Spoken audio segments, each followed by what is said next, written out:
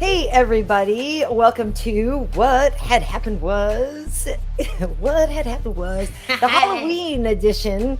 Yeah. Emo Goth KB here with you. And Angela, show enough, Angela Overkill Hill. It's show enough is me. Show enough. Yeah, okay, so for It's those show who don't enough is know, me. explain who Show Enough is. Okay, so if anyone knows who Alex Caceres is, his nickname is Bruce Leroy, which is not just a play on Bruce Lee, it's Right. from the movie The Last Dragon. And the main villain in that movie was Show enough. He was a kung fu master that reigned through Harlem, and he was mad at Bruce Leroy for coming up on his turf and being a hero and doing cool kung fu too. So he's like, I'm the master of Harlem or whatever, wherever they were. But yeah, it's an old movie. It's a great movie. If you haven't seen The Last Dragon, I mean, I know we got a lot of babies watching, so Yeah. not going to get too mad, but you should go watch it. If you haven't seen The Last Dragon, definitely go watch it. Yeah, for sure. I think I used to train with the guy that was in that movie. I think when I first got to Hollywood, that dude trained up at Crunch on Sunset. I'm almost positive the guy that was in the movie, not the guy that played Show Enough, but the other dude, the one who played the lead. What's his name? His name? What is but his yeah, Leroy Green, I think. Yeah, I'd have to look. I forget the actual actor name, but yeah, that guy is dope. I'll look it up. You But definitely, anyway, you definitely have a bit of a vanity vibe. well, that's the thing. When I put this on, then all of a sudden I was like, I also could be in Prince's band, right? I was like, I'm like Wendy and Lisa and Karyn. Yeah, you know what I mean? I can see you with the rhinestone like jacket and the microphone and the lazy arms. You just swinging back and forth, spilling yourself, swinging your little Jerry curl. For sure. Well, that's the thing, and it's funny because Hanato and we were talking about doing a movie spoof of I want to do the Lake Minnetonka scene from Purple Rain, you know, where he's like got the motorcycle and all that stuff, and like it'd be so funny. And so we were like, oh yeah, so the whole Prince thing is definitely on my mind. And when I put this in, I was just sort of like, yeah, I felt like I could be the controversy, you know, or whatever. I don't know, but I was never overly emo, although I did see a lot of like emo bands, and I did love the Smiths in high school. That was like that band. Fun. Yeah, they got me through high school. The band, them and like Echo and the Bunnymen and nice. And U2 and stuff. The Cure, yeah, those are bands that I loved. So yeah, the emo is in me, and it's funny because my daughter, you know, kind of dresses sort of emo on some stuff, and I'm like, gosh, she looks so cute. And the other day, I even loaned her. How badass is this? I loaned her my old Doc Marten shoes. And because like her shoe, she had a problem with one of her shoes, and I was like, I got something. And so I just like took them out of my closet, these classic Doc Martens that I've had forever that I ran all over college in. Yeah. And now she's running through high school with them, and it's pretty cool. So yeah, dude, she's lucky to have a very cool mom. She is, you know, it's always nice to find like a cool vintage find. Especially when you're at that age where you're like, you know what? I'm not like the other girls. I'm not like other kids. I'm different. I'm more layered and deep, you know. So we all think that. Yeah, we all go through that, like, you know, whole transformation where you're just like, I'm gonna do my own thing. So it's always cool when you have a cool mom. You can steal her looks and act like they're yours, but it's just your mom being cool and you're like not falling far from the tree. But yeah, that's dope. I used to love stealing my mom's shit and being like, look at my cool earrings. True, it's true. Look at this jacket. I'm cool. Yeah, I'm cool. Yeah. So cool. Well, the funny thing is too, she told me, and I didn't think of this. She told me, maybe they're listening, I don't know if they are. She told me that some of her friends follow me and stuff, and I was like, oh no, really? And I'm like, oh, okay, well, wait a minute. I don't do anything overly bad. I think I'm pretty good. But then you start second guessing, thinking, okay, what are teenagers thinking right now? But yeah, how many pictures in those booty shorts did I post? But those are about having pride in yourself, you know. Yeah. So it's a positive message. It's honestly, I do it because you know how chicken I am about those booty shorts. Like it literally is an act of bravery for me to even A, wear them, and then B, post anything in them, because that is so out of my comfort zone. So Well, you know how I helped you out with the push-up routine is like yes. one push-up extra every day. Yes. With the booty shorts, it's the same thing. You got to hike them up 1 centimeter every time you post. So then eventually your whole cake will be out and you'll feel confident because you eased your way into that. Get all the cheeks out there hanging out for the world to see. And you're just beaming because those cheeks are proud. They're just like plump and happy and proud That of is themselves. Full of never blood. From all the squats and the jumping rope. Oh yeah, I did the steps Yeah. yesterday. And by the way, what is in your class? Oh, okay. So I have a blood and sand. That's Adam's been making me this cocktail. It's I believe mezcal and orange juice and something red. I forget what the red thing Tomato is, juice? but it's really good. No, it's sweet. Like cranberry it's like juice? kind Oh, of maybe sweet, so kind of maybe like cranberry a juice? Campari, like Oh, it's some okay. type of a liqueur. I think that's what it is. Campari's a little bitter though, isn't it? Yeah, but this is like because of the orange juice. I think it's a little Right. sweet. Let me ask him what's in it because now I need to know, or maybe I could Google it. But what are you drinking? I have apple cider and bullet bourbon, which is a nice fall drink. Yeah, it felt very okay. Halloweeny. I don't usually drink bourbon and whiskey and stuff. I've been trying to learn how to drink it a little bit more. And whiskey, I like it. I'm starting to like it more, but it makes me a little melancholy, I think. And so maybe I'm like, oh, different liquors affect you different ways. Yeah. So, I was like, well, let me see about this. I'm not as much sure about whiskey and stuff like this, but this tastes very good. Yeah. So it's bourbon. Yeah. Bourbon and apple cider. Nice. Okay. So this is actually, I'm not sure because I thought he made it with mezcal. So I'm not sure if it's mezcal whiskey, which is bad because they taste very different. But, we have a couple smooth ones. So that's why I'm not sure if it's mezcal or not. But then it's made with sweet vermouth and cherry, what is it called? Cherry something. The cherry cordial. Cherry herring. Cherry herring? I don't know. Cherry herring. It's a liqueur. It's a cherry alrighty. liqueur. Herring is almost spelled like Felice Herring's last name, but it's not. Okay. Well, anyway, it's enjoy. Really good. I will. Nice. Adam's quite the bartender. Adam is quite the Renaissance man, isn't he? He can do everything. He can, he can dress up as Steven Seagal. He can make cocktails. He can cook. He can hold pads. He can coach. He can do it all. He's the greatest. He's the greatest. Good deal. Well, you know who's the greatest now? Glover Teixeira is the freaking champ. And I mean, no offense to Jan Blachowicz and everybody I think in the world feels this way.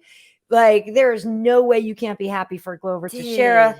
His story of perseverance, of taking 6 years or so to get to the UFC because of visa issues, fighting his way up, having a chance against John Jones, losing, fighting his way back. He's now the oldest first-time champ in UFC history, 42 years old in 2 days. What a birthday present. What a fight. I mean, you can't not love that dude.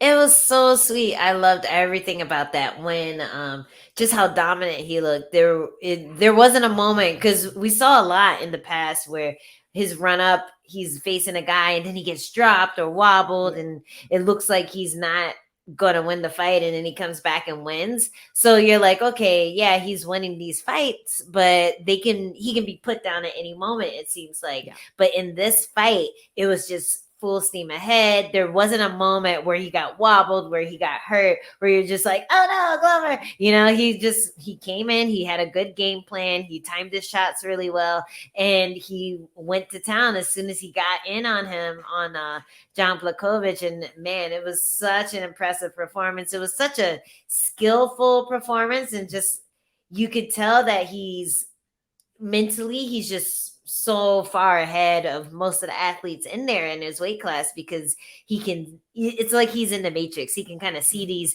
opportunities as soon as they present themselves and just go for that quick finish. It was so impressive to watch. And the best part is like him wanting to inspire. That was his drive for winning. The fact that he wanted to inspire anyone who is being told like, you're never going to make this, you're never going to reach this goal. He was like, if anything, I want to inspire people. And he did. And it was amazing. I think any fighter watching that was truly inspired, especially if you're like, I want to be champion one day. You were inspired by that performance for sure.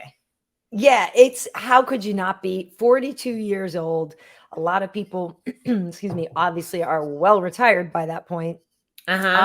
In the light heavyweight division, and in the heavyweight divisions, you can last a little bit longer. We've had this discussion before about maybe you end up in fewer wars, how we talk about the damage some of the lightweight guys take. But that said, Glover has been one of the dudes at light heavyweight who has been in some wars, and so he has taken some damage, and yet is still incredibly durable, still has that chin, still kind of takes stuff and shrugs it off. You're like, dude, well, okay. All right, go for it. Yeah. I do wonder, and I guess they were kind of sort of guessing about this on the broadcast. When Yan was getting his neck cranked at one point, they were saying, oh, it doesn't look like he likes that. And then when the submission did come, you could argue, or not argue isn't really the word, but you could it did seem like it came pretty quickly, the tap. But at the same time, it's Glover Teixeira doing it, and you pretty much know you're not going to get out of it. You're flattened out, and he's on top of you, like, where are you going? So maybe you're just, whatever. But that maybe there was something wrong with Yan. I think it was like you said, Glover just had a great night. Yeah, he didn't say anything afterwards. It seemed like he was just like, yeah, it was a clean choke. And some people have such a great understanding of where the carotid artery is, when to squeeze and how to squeeze, and just how to take away that space really quickly. So some people, when they come in, it's kind of comfortable and then it tightens up. Other people, it's just like it's horrible the entire time. So I feel like he's one of the, look at him, the way that he looks, like his build, his hands are meaty, like his fingers look like like one of his fingers would equal two of mine, like he's just, everything is just muscly and strong and ready to grip like a vice. Yeah. So I feel like, he's so good at submissions. He knows exactly where and how to get that submission in as fast as possible. And if you ever roll with people who are that elite level in jiu-jitsu, like that elite competition level, they'll have certain submissions where you want to tap as soon as they touch you, like their bone is just so good at digging in that right spot and make you go, so I think that's what it looked like, especially when you saw the opposite angle. He was under the chin on one side. It just looked a little loose on the other side in the initial shot. So I think he just got in there really, really well. And Yan was kind of trying to move it as he transitioned on top of him. Yeah. Yan was kind of trying to move and left that tiny, tiny pocket for Glover to get in there. So I think he just was very good on top, and that led to the end of it. It's true. When you look at Glover, he's just kind of built for war there, right? Just kind of thick. Tank. Yeah, totally. Yeah. Like you said, he is everything about him. He's got that old man strength now, Yeah. And just, what I think is so great about him too is his smile. Like he literally beams at you. Like he's one of the nicest guys. I know we've said this a lot, we throw it around, but like the greatest guy in the UFC. The warmest, sweetest teddy bear of a man. Like nobody doesn't like Glover. Like I said this today on Twitter. If you don't like Glover, nobody likes you. You're the a-hole, like there's no not liking that dude. Yeah, I love how your camera's shaking as you're saying it. It's like you're getting mad. You're like, if you don't like Glover, I feel it. if you don't like Glover, then you suck. Not But him. it's facts on facts on facts. It is. It's so true. You spitting facts, and if you don't agree with Karyn, you suck. You And suck. I'm emo. Yeah, I feel it. I'm not even supposed to feel anything, but I'm feeling She it. feels that. She feels that. There's a single tear in your eye. You're right. A mascara tear ran down your face when That's Glover so got right. that belt wrapped around his waist. Oh man. So who do you think he's gonna fight first? Because so Anthony may be fighting Rakic in December. We Okay. had Santos just beat Santos just beat Johnny Walker the other day. Yeah. So he's back in the mix. So I wonder who, and Glover beat Santos already. Santos really took it to Glover in the first round. This was the second fight for when Thiago came back from the surgery. This was one of the fights, on his way back from surgery. And so he still wasn't all the way himself, but he's starting to feel himself. So Thiago actually had a good first round, if I'm remembering this correctly, which I think I am, that he had a very good round against Glover in the first round. Yeah. And then, like you said, Glover sometimes gets beat up a little bit and then survives and then comes back and turns it around. So that's what happened in that one. So they have a history together, and obviously they could fight again. That'd be an interesting rematch because, it was exciting the first time they did it, even though it was only sort of a round and a bit. It was exciting. Yeah.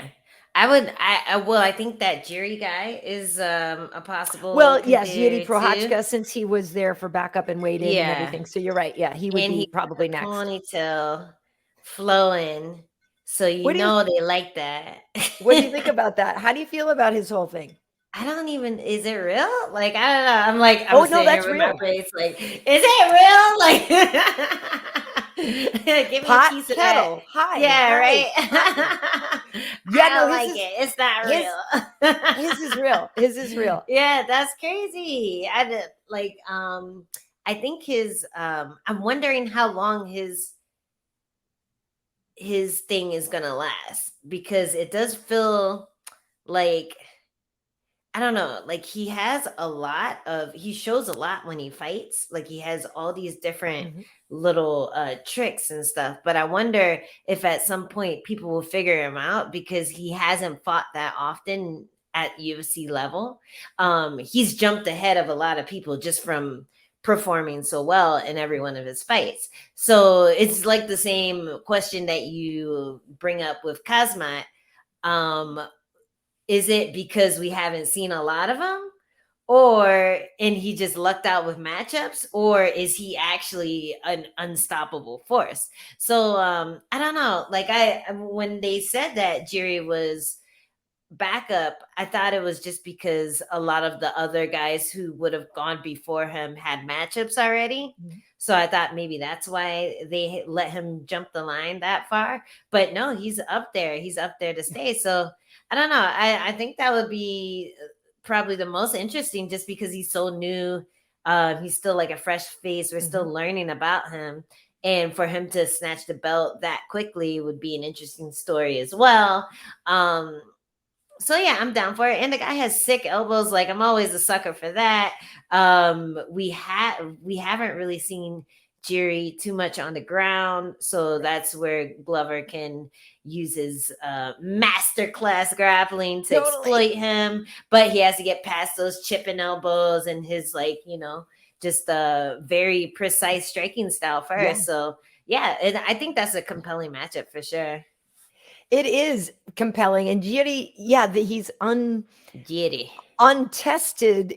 You could argue, is he untested, unproven, because he's only had a couple of fights in the UFC? But the way he performed, you can kind of just understand why he would be fast tracked. It doesn't, and a lot of those other people there have had their chance at the title, whether or not they had it against John or now Glover. Either way, still a lot of those fights are going to be rematches for Glover. Maybe he just wasn't champion, but they're going to be rematches. So a lot of those guys have been hanging out at the top for a while. So it makes sense to get some new blood in there. Yeah, it's funny, right? When we're at work, and I don't know if you've been around Oh, what are you flexing there? Where you? I know. I was fixing my cape. And it was I was blocking fixing my delt. guns. I was fixing my guns. Deltoid. That's what that is, right? My blocking my delts. Delts and delta gamma. Delta nu. Hey. Actually, I was flexing on my kids the other day. She did something. She poked me, and I went like this. She's like, "Damn!" Broke her But finger. yeah, but yeah, but so a lot of those people would be rematches for him anyway. But if you've noticed at work, I don't know if you've worked with Mike Chiesa, but he has the biggest man crush on Jiří Procházka, and it's hilarious. We've worked together when Jiří was fighting, and he is just, that dude is really intense, and he's, with his mystical force, and with the hair and the thing, and if you follow him on Instagram or anything, he is a special case. That dude is unique. For sure. I did not know. I'll have to follow. Oh yeah. No, he posts, he's like out naked in the woods. Oh wow. Just like, man and nature, and he's interesting. Yeah, he's an interesting dude. So I'm all about having Jiří get a shot. The only thing that's a little tough about it is we just aren't that invested in him yet, right? Because there's not a storyline, because we don't know him that well yet. So that's the only reason I feel that somebody like a Santos you can sell or whatever, because these dudes have been here before and veterans go at it for the, whatever. And so to have just some new guy come in and just like, what if he just beat Glover? Like, you're like the new guy? Come on. I feel like that would sort of suck. It would, but at the same time, maybe that's Glover's best matchup. True. Because he is so sort of out there, and Glover's so great at the fundamentals. Yeah, exactly. Like he's still green, he seems to fight in the moment, which, is really good. But when you get someone who's skilled, who's able to draw out your attacks and then come in for the kill, and they know they've been there just a million times, a lot of times they can deal with your unpredictableness, and they can deal with your spontaneity, and they can work around it and just use their fundamentals, like you said, to get the upper hand. So if anything, I think, Glover's best skill right now is just his wisdom on the ground, and the fact that he has more mat time probably than every active light heavyweight on the roster. So mat time equals success, equals submissions, equals finishes.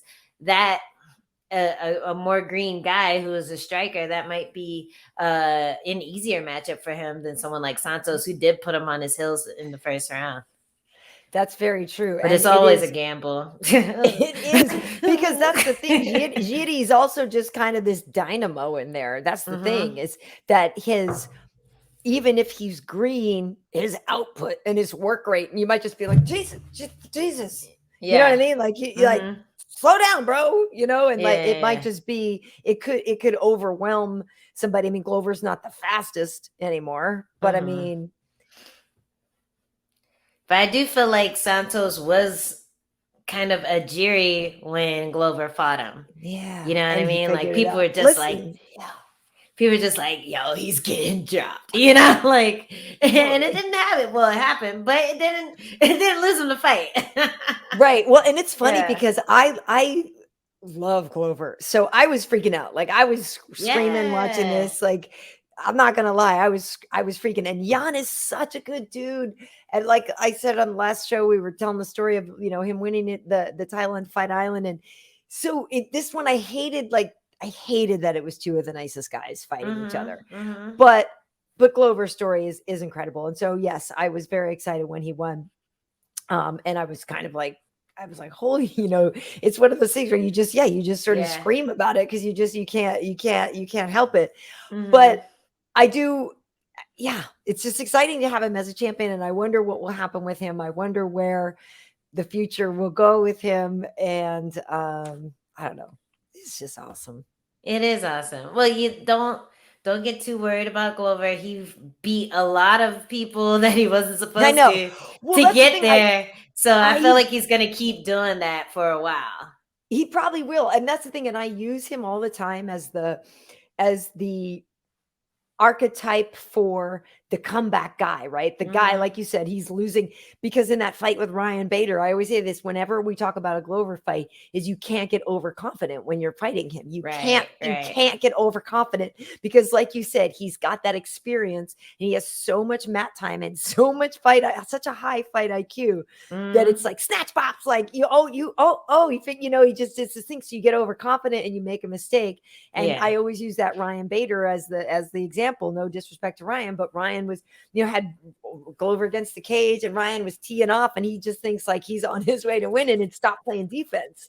You know what I mean? And got cocky. And all of a sudden it's like, bam, here comes one back. And the next thing you know, you're slept. And you're like, whoa, what happened? So yeah, Glover always has that. Glover always has that in his pocket, that power, that timing. And even if he's not the fastest, he's timing. You're like, damn, dude. Here's to Glover. He's nuts. Yeah, dude, I'm inspired. I'm inspired. Right? I will be me too champion in at least 6 years. I will do those things that I'm trying to do. Yes, do them. Do the things. Do things. Do some things. So Cory Sandhagen did a lot of things. Dude, he did so many things. He did so many things. A lot of things. But he's still young compared to Glover. Yeah. He has a lot of time to do better things. But it makes me so sad when you have like such a stacked division a la the strawweights, where you have so much talent, so much talent just jam-packed at the top, like everyone in the top 10 could become champion in the next 2 to 3 fights, if they go their way, if they're lucky enough, if they the skills all match. So watching that fight, it was just such a chess match. It was such an insane back and forth battle. It was such an interesting complement of styles, where you had like Cory, who's more open, who moves, who tries to be elusive, who like jukes a lot and goes back and forth, kind of like a Dominic Cruz, and then throws those crazy jump knees. And then you have like Yan, who's like more reserved, but he's still like just as fluent. He can box forward, he could box backwards, like he could just do it all. He can clinch, he can wrestle. His takedown offense is insane. Like his variety of shots that he picks is insane. Like they were both just throwing everything. Like they were both in that flow state, where you're not thinking, you're just fighting. You're fighting and you're seeing the openings and you're going for them. You're drawing things out and you're setting traps, and then you're shutting the traps. You know what I mean? Like it was just a really beautiful display. And you shake that fight up a few times,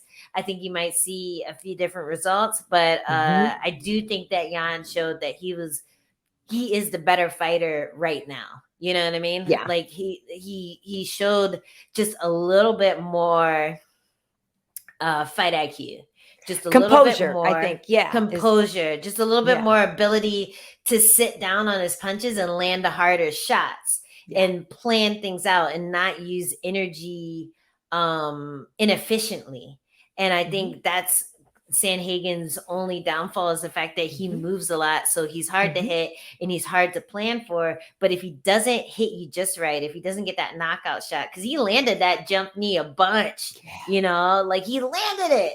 But if it doesn't work, if it doesn't wobble his opponent, then he's in a bit of trouble, because he starts to get down on punch count. He starts to, get a little tired. And, this is super nitpicking because his cardio is insane, but it's just the way he fights requires a lot more energy than the way that Yan fights. And, it was really cool to see the two style matchups go up against each other. And, I still think Sandhagen's going to get the belt one day. It's just not last night. I 100% think Cory's going to be a champion. He's ridiculous. He's so good. He's so good. And so entertaining and just so creative and just fun and, just it's fun. But I agree that he's maybe working harder than he has to in there in a way, right? Like that he could maybe, be a little more economical in some of the stuff that he does and not expend so much energy doing these things. And maybe maybe this is something, Angela, you've spoken about this in the past too, that you were not you needed to build your strength and build up muscle for knockout power too, because that's one thing. If you look at them, and I love, Cory, we're all like, hey, look at this dude, he looks like he should be just like an ultimate frisbee champ, but he's a badass fighter and he's gonna wreck dudes. And that's what's so great about Cory. But maybe he does need to add a little bit more punching power to his game, because when you look at somebody like Yan, that left hand kept landing, and every time it's like, oh, that hurt, and he looks more damaging and more powerful. And I think that maybe that's one thing that Cory could add, is just a little bit more, so that what he does do has more impact and more damage. And then that way he would maybe finish on some of these things.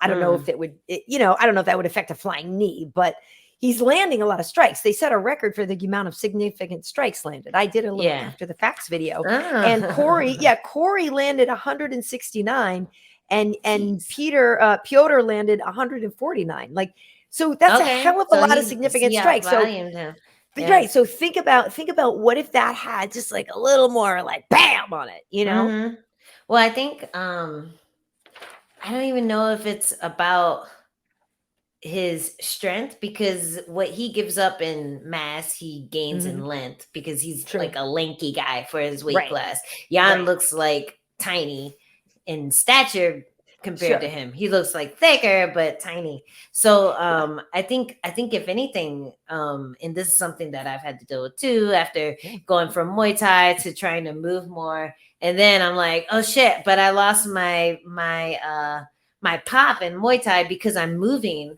all the time and being elusive with my footwork. It's like you just got to figure out when to sit to ground your punch. When to ground your punch. And I think a lot of Sandhagen's big shots that he lands comes off of moving, comes off of moving to the side, check hooking, countering, and when Yan would land his big shots, it would come from stepping forward and planting, then changing stance and planting again, or going backwards and planting, and everything's super tight. So I think that's the difference between their significant strikes. And, that's the same with a lot of fighters. You have difference in how hard a significant strike is landing. And it's because of the style of the way they fight. I wouldn't change his style. I would just, keep doing what he's doing, because his style is amazing. Like, there's nothing wrong with what he's doing. Like, his style is amazing. And I think it's just a matter of figuring out when to move, when to go forward a little better, when to shoot, because a lot of the times he was shooting without really setting it up. Just figuring out a way to make everything flow more. And like, his style will work against everybody but Petr Yan last night. I feel like if he did the same thing another night, he could win the fight. So I feel like it's unfair to say, oh, he needs to, bulk up and, sit down on his punches more and all that stuff. Like, that's my critique. I'm like, he should sit down on his punches more. But it's like, well, then he wouldn't be Cory Sandhagen. You know what I mean? You're right. So I just feel like, I just wonder when you do that much work and you're that good at landing the strikes, what if you just had a little bit more KO power? Yeah, but I don't think KO power is negotiable in strength training. Like, I think a lot of it has to do with just being able to find the technique of it, and being able to find it, having that core connection, and being precise. Sitting, and just that being kind of your style. Because a lot of times you have fighters who every fight they go into, they knock someone out. And you have a fighter with the same exact stats who will throw the same exact punches and they won't even get close. So a lot of times it's hard to teach that knockout power. But Sandhagen has it. It's just he was fighting a guy with like a neck like this. Who totally, you're right. Who was very like, you know, tight and You're compact and like protects his neck really well. So even if he gets kneed in the face, you can't tell. In the post-fight speech, he got kneed in the face like 10 times and you can't even tell because he's just like, you know, a little battle tank. So a little tank. Yeah, he's a tank, man. He is a tank, and it'll be interesting when he and Aljo rematch. Yeah. You know, obviously there was the illegal knee the first time that Yan threw, and so Aljo was awarded the title, and it's not the way that Aljo wanted to win the title, but it is what it is. And you can't, and people get mad at Aljo, but it's not his fault. He was on the receiving end of it. Like, I love Aljo alone. How is it his fault? I don't really know. But on a side note, Angela, I want to ask you about, because I believe they were having a moment while Yan was getting his belt. But on this, have you seen the footage of the Hasbullah and the little guy, the little, you know, Hasbullah, the kid? Yeah. Well, they had a scuffle, I guess, at the event. Who did? Hasbullah and who? And the other guy? Yan? No. Oh, the Abu or Abdul, right? So what is Abba? I don't know, and maybe it sounds like you don't know either. Like, what is the deal with that whole thing, dude? I had to look it up. I was so annoyed by it. Are they children or are they grown-ups? No, okay, so they both have like that dwarf I forget the name of the disorder, but the dwarf disorder where they just don't grow. So they're both dwarves, and but how old are dwarf or something. They're 8. One is 18. I don't know how old the other one is, but they went viral because they started mimicking scenes in MMA, like press conferences and stuff. I remember that. So I didn't know that was like a skit. So when I looked it up, I was like, oh, okay. So these guys are very aware of what they're doing. They are doing skits about MMA and they're pretending to get angry and fight each other. And okay, now it makes sense. So yeah, that's all it is. And it just went viral. He does skits often and all his skits go viral. He started off on TikTok and he got support from the MMA community because the MMA community is like, what's TikTok? Oh, this is funny. And then he blew up and people started rumoring that he was related to Khabib, and I think that's what got him to blow up more. So now here we are with this MMA celebrity who does skits in TikTok about MMA. So there you go. That's the full rundown. Okay, because thank you for that. I was like, because I don't want to have to look it up. And yeah, no, I think it's a really clever way to you know, get into the, I don't know. It is a very clever. Yeah, it is. It's funny. So when I first saw them, it was one of those things where they were having, I think, one of the fake press conference things or whatever. And they're getting in each other's faces. And I didn't know if they were children or if they were grown-ups, like you said, with an affliction. And so I didn't know. And I was kind of, I didn't know. I wasn't sure. So then I guess I was leaning more towards that they were children because of the way other people were treating them. Well, they're kind of hard. I mean, he's 18. He's still a baby. Right. But I guess it seems the way that they're sort of, I don't know, picked up and carried or sort of, that part's weird to me. Right. And so that made me think children more than whatever. But so then this past, so I don't know. And I haven't, like I said, I couldn't really care that much, but I was sort of like, why? Yeah. Why is this so popular? Yeah. So then, but then this week, and then I see this little scuffle and I see this whole thing and I'm like, okay, wait a minute. Because then it started to upset me because I thought if they are children, this is kind of exploitative, and I don't know how I feel about it. You know what I mean? And so then I started to feel kind of weird. But then I'm comforted that they're grown-ups and older. I don't know. I find the whole thing a little odd. Yeah. And yet I'm entertained, and yet at the same time I'm sort of confused and I don't know how I should feel. I don't know. I don't know. I think MMA is notorious for liking its easy like laughs.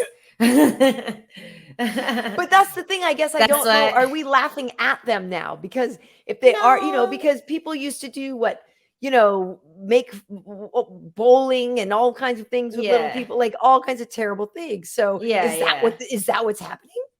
Dude, like, I don't know. I think nowadays if somebody starts it, then you can laugh at him. You don't just like, I don't know. I don't think he started by someone just going, you're little. And then that was the first video that he went viral with. I think he's putting himself out there, so it makes it okay to laugh at him. Like he's kind of on TikTok doing it. Yeah, you're right. You're right. He's a comedian with it, you know. So he's making some fun of himself, but also you know, making fun of the MMA community in a way that's funny and everybody loves it. So yeah, right. I think that's what it is. But I do feel that uncomfortableness with you. Like, are we like just laughing at midgets? Like, oh, little people, you know? Right. It feels a little dirty. Yeah, it's just like this. It feels kind of 90s, but right. But at the same time, I did what was his name that I interviewed at Fabricio Verdum had a MMA show in Culver City, the Samurai MMA, and I interviewed wasn't one of the little people that was on with Johnny Knoxville and those guys on what's it called? Not Badass, called Jackass. Yeah. What the little person that was on that show? What is his name? Red Man? No, not Red. No. What is his name? Yeah, Wee Man. Red Man. I'm like, I love to see a Red Man and Wee Man mashup. That would be awesome. I feel like there's probably an impersonator out there somewhere. Wee Red Man. Wee Red Man. Where's Wee Red Man at? Where's Wee Red Man at? But yeah, so I have an interview with Wee Man. Cue the video. I'll put a thing here. I have an interview with Wee Man from way back. What's the timestamp? Okay, 42. So anyway, and you know, yeah, it's one of those things where if they're in on the joke, obviously, cool. You know what I mean? I really didn't know what the whole deal was with them. And to see this little scuffle that they had outside the octagon while you can hear DC over the loudspeaker, and he's either talking to Glover or Petr. And he's talking and he's having a moment about da da da da. And meanwhile, there's this scuffle of Hasbullah and Abdul or whatever. And I just was so confused. It's so silly. It's so silly. But you know, it's like stuff like that, you know, it's planned out. So you just go with it. Right. All weekend I'm seeing videos of people like, oh, hey, here's Hasbullah. And then he goes, boosh. And everyone's like, oh my punching God. everybody. You know, and I'm like, dude, don't punch me. Punching Khabib. Yeah, but that's like his thing, that's his shtick, you know. So if you're gonna get a video of Hasbullah, you know, you're probably gonna get fucked up. You know? Cool. Well, I'm not mad at him. I'm not mad at him. Yeah. You know what you're signing up for. So yeah, he's an MMA celebrity now. You're just gonna have to deal with it, Karyn. You know, don't go all Karyn on our MMA celebrities. I'm not going to Karyn about him. Okay, but you know what? Another picture that I saw this weekend that cracked me up was one where somebody made Khabib on the side of the octagon with a remote control while Islam is fighting. So Islam Makhachev fought Dan Hooker, and it's so crazy because literally just the other day I was like, you know what we don't see? We don't see a lot of Kimuras in the UFC. And then bam, there comes one from Islam Makhachev. I'm like, wait a minute, we don't see this. How did he do that? How did he do this? Because Dan Hooker is a straight up G. Against a stud. Like, that's the most impressive part about it. How did he do that to a stud like Dan Hooker? Like, yo, get out of here. Like, That's what like I'm a saying. Kimura. There's levels, and he went in, he just took him down, he got on top, he searched for whatever submission was presenting itself at the time. Yeah. Dan was trying to dig that underhook, and he like snatched his arm up and was like, oh, think again. And it was so nasty. And I wasn't able to see why Dan was why he was protesting the stoppage. Did it look like he was protesting the stoppage? I thought I heard something about that, but I don't know. I mean, because he didn't tap, right? Yeah. Did they think verbal submission? I don't think he did. It's either his reaction looked like either the ref stopped it too late or the ref stopped it too soon. Because if it was a verbal submission and the ref stopped it, then I would think that he went tap. Tap, tap, tap, right, tap, and then the I ref stopped it, and then that's why he was reacting that way. But I think he didn't tap, and he was pissed that the ref stopped it. Like that's I don't think he did either. I don't, and that's the thing. I think it was like the fight got waived, and so I guess I just sort of thought verbal. Yeah, I don't think he tapped, which is kind of, I don't know. I feel bad about that. I know that sucks. But his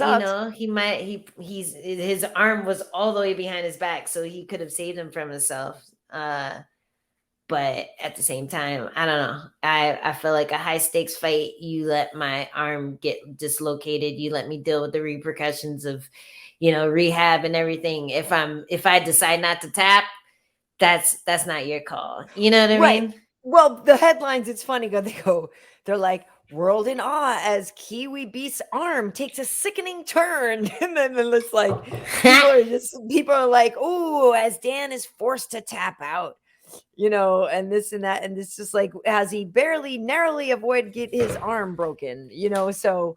That's the story being reported. I want to check out his Insta.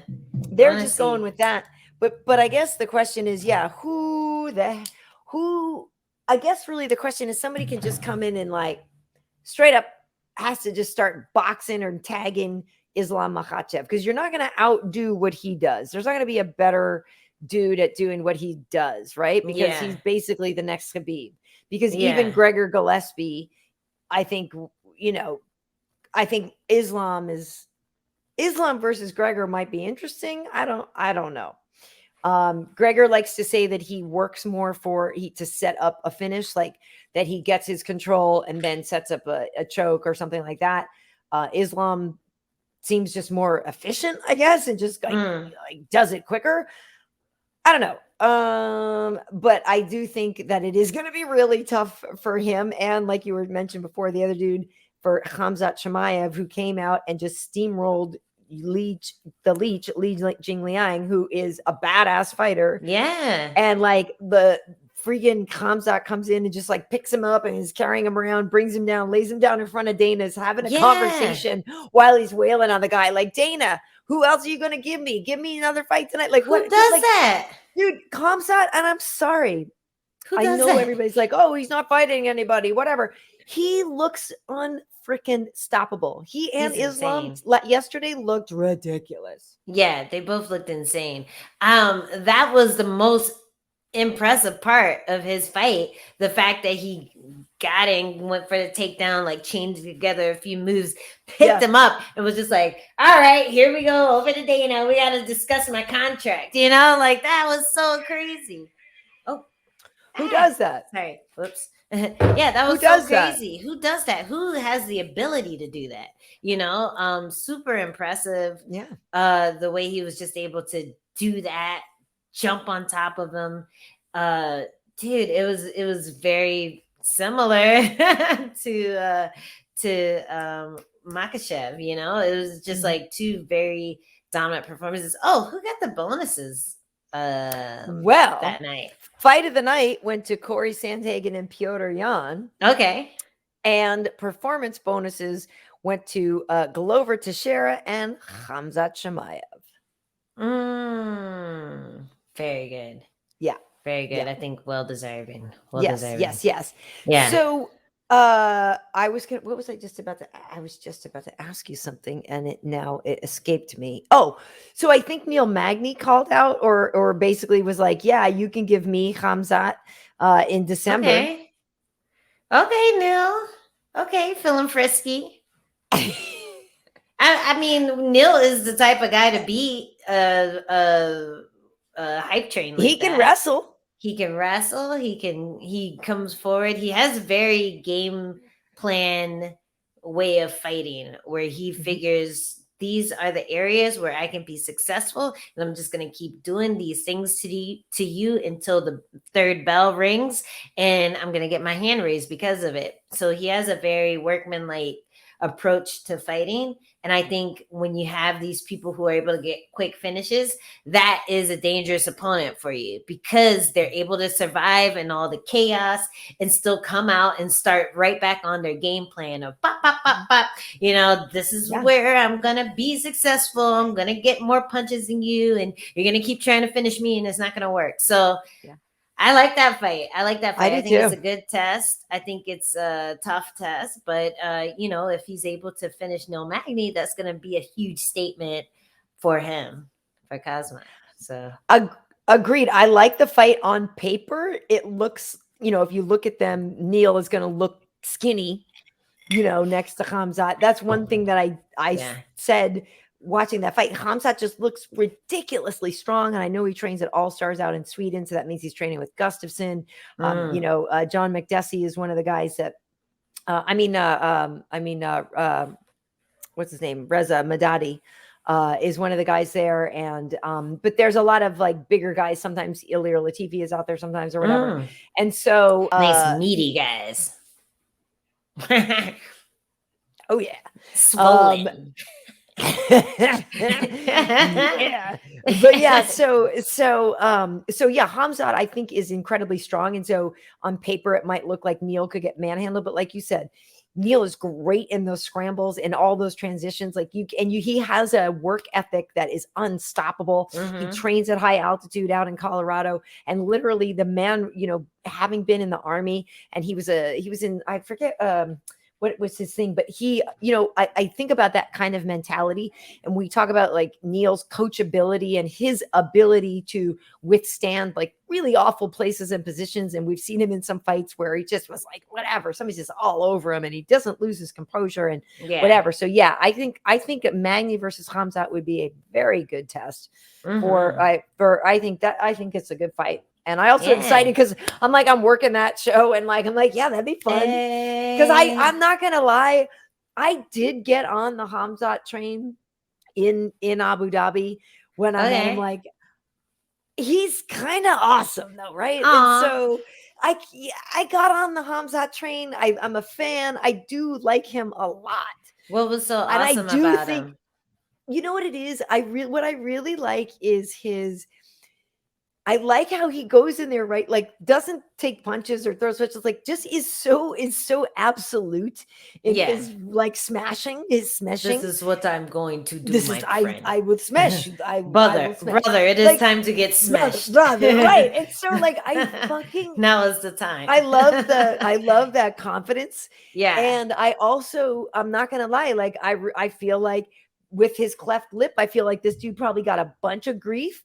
And I like that the underdog is getting back at people, because I imagine a backstory of him just like having a hard time.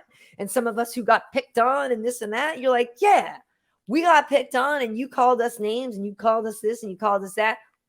We're gonna like wreck people now. Like I feel like there's something about him that is very much like, now let's get on board with the wrecking machine. And he's just so happy to do what he's doing in there. Yeah. And he's just you could just tell he loves it, and he's just born for it. It's just cool. He's just happy about legally being able to beat people up. I've had to do it illegally for so long, and now I have the chance to make a living from it. He seems very appreciative of the opportunity to punch people in the face, take them down, submit them. And dude, he just seems like he has so many tricks that we haven't seen yet, because we've only seen this tiny smidgen of his fight game, and that's knockouts and submissions. It's not like he's not it's not like he's stacked in one area. He could do everything. It's crazy. So I'm really excited to see what this guy does in the future. Yeah, I remember talking to one of his coaches. I think it was when I was in Moscow or something, or I don't even remember. But they were even saying same thing. They're like, "Oh, you guys don't even know." Yeah, they're y'all like, haven't even seen think it. about this.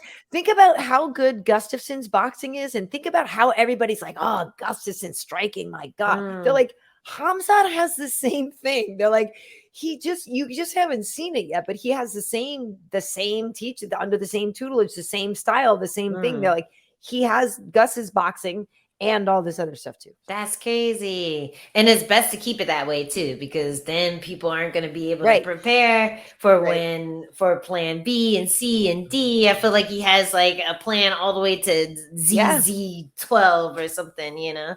So yeah, exciting. ZZ12, ZZ Top. Speaking of ZZ Top, and we should get out of here in a minute. The other day, I've actually seen ZZ Top in concert, which will probably surprise a lot of people. Sure. Since I'm an emo girl, but I have seen ZZ Top in concert. You just need a top hat.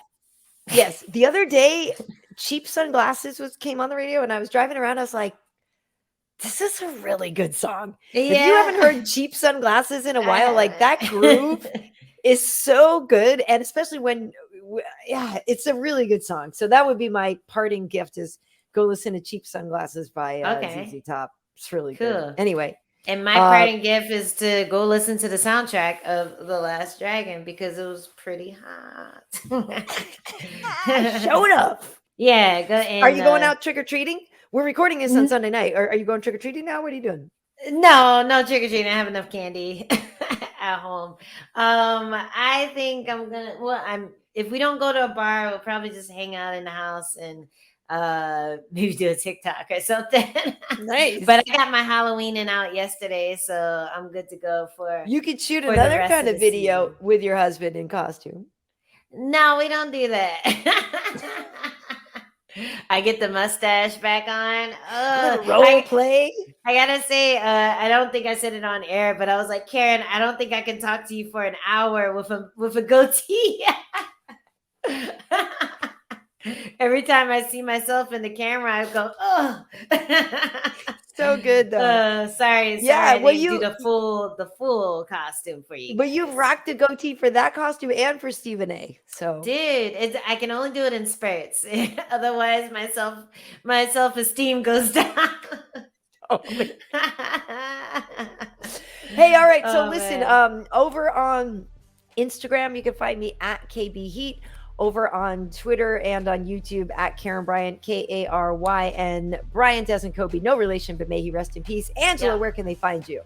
You can find me at Angie Overkill on Instagram and Twitter, and at Overkill Hill on TikTok. And unfortunately, I just tried tonight again.